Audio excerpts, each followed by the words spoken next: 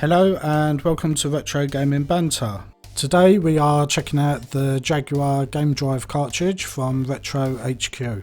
It was released in 2019 but in very limited numbers, and recently there's been a new batch in which I was lucky enough to buy one.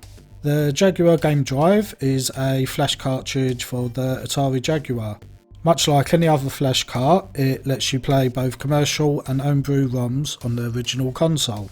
The cartridge looks a little different from the original cartridge, losing the curved tube on the top and the raised area on the back. Personally, I do not mind, but purists may have preferred a look more authentic to the original. Let me know what you think. The Jag GD shell has a textured feel to it. It's not too dissimilar to that found on their Neo Geo Pocket cartridge. It gives it more of a premium feel than a plain plastic shell. On the right side is a micro USB slot.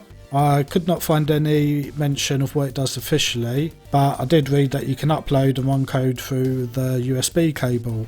So it's essentially for Jaguar developers for faster testing of their games, rather than having to copy it to the SD card. On top is a micro SD card slot. It will accept FAT and FAT32 formatted cards.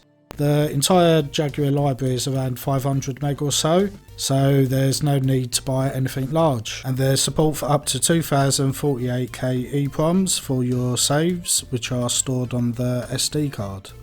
Let's get it plugged in and booted up. The first time you boot up, you will need to update the firmware in order to use it. I have removed sensitive information from this image, as you will need to visit a specific page for your game drive in order to get the correct firmware. You will only need to do this once, and then for any further firmware updates, it's a minor inconvenience and it helps protect RetroHQ from unofficial clones. On future boots, you will go straight into the file browser menu. You can make your own or download pre-made marquees which provide the box art, screenshot and game information for each game. Navigation is straightforward, with up and down to scroll through the files. Holding the A button whilst pressing up and down will skip a page, and pressing left and right will skip a letter.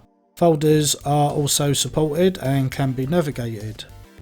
Admittedly, the Jaguar game library is not massive, but you can easily browse it with these options.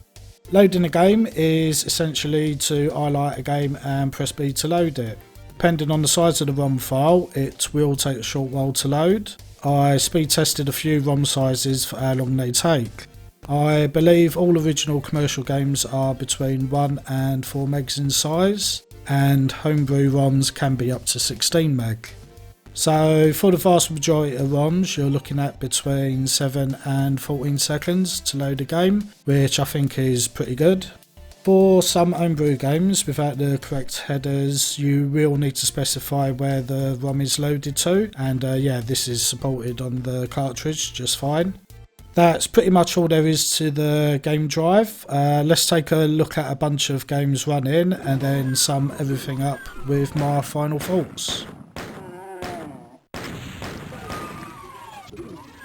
Overall, I am very happy with the Jaguar Game Drive. It does exactly what it sets out to do, which is play Jaguar ROMs, and it does it perfectly fine.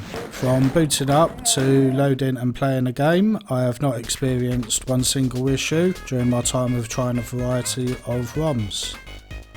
The menu software looks and works great with some nice navigation shortcuts. The only addition I can really think of is like an in-game reset function to save having to power off and on every time.